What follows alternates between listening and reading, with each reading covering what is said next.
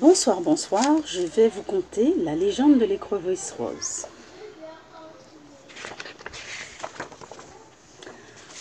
Dans le fin fond de la forêt humide de Curbuluki, située à Saint-Joseph, vivait dans l'eau claire de la rivière, parmi les roches les plus lisses, une belle écrevisse. Yécric, yécrac.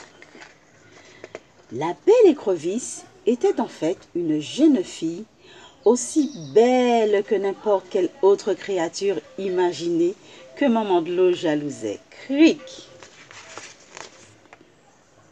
Un jour, qu'elle se baignait dans la rivière, Maman de l'eau, voyant son corps de déesse, le lui demanda.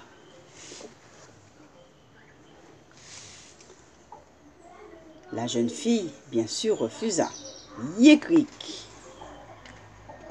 Folle de rage, elle changea la jeune fille en écrevisse rose pour être différenciée des autres qui étaient vertes et noires.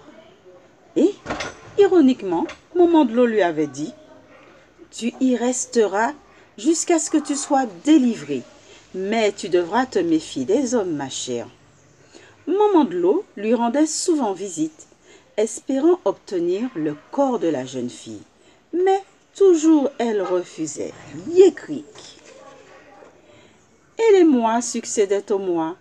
Déjà les gens du village n'y songeaient presque plus, sauf lors des soirées contes des anciens du village. Yécric! Un après-midi de pluie, notre belle écrevisse prenait un bain sous les gouttelettes que déversait une fougère. Elle fut interrompue par les cris d'un jeune homme. Il venait de perdre son savon en lavant du linge et ne savait pas nager. « Qu'as-tu » demanda-t-elle de sa plus douce voix.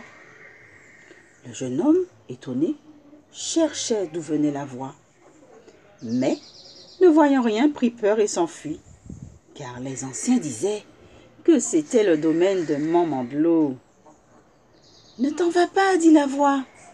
N'aie pas peur.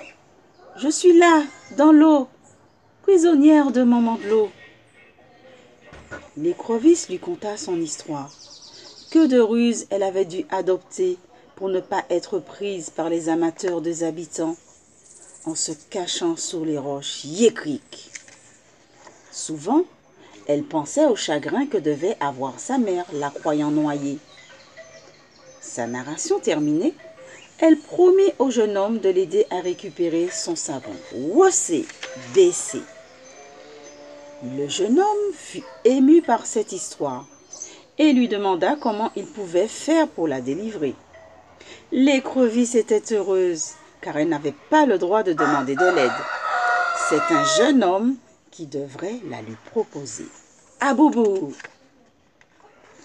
Elle dit, sors-moi de l'eau et répète 3 fois ces belles paroles. Belle écrevisse, que ton manteau glisse, glisse dans l'eau. Belle écrevisse, que ton manteau glisse, glisse dans l'eau. Belle écrevisse, que ton manteau glisse, glisse dans l'eau. Ensuite, tu auras droit à 3 vœux. Yémisticri. Une fois ces mots prononcés 3 fois, l'écrevisse se métamorphosa en une belle capresse avec ses cheveux épais et noirs comme de l'ébène, des yeux noirs brillants et un doux sourire.